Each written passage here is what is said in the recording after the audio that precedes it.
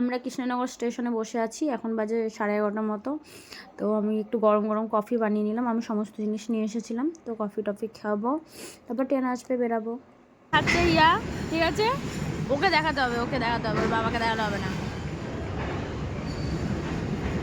এই তো তারপরে শুয়ে পড়েছি আমাদের কেবিনে, আমার সিটে আমি শুয়ে আছি।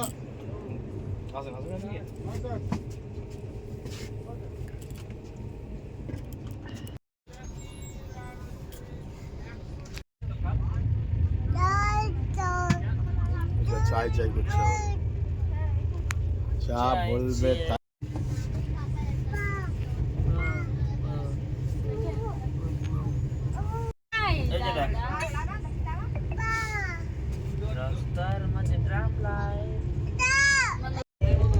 কি করছে রে তোর বাবা?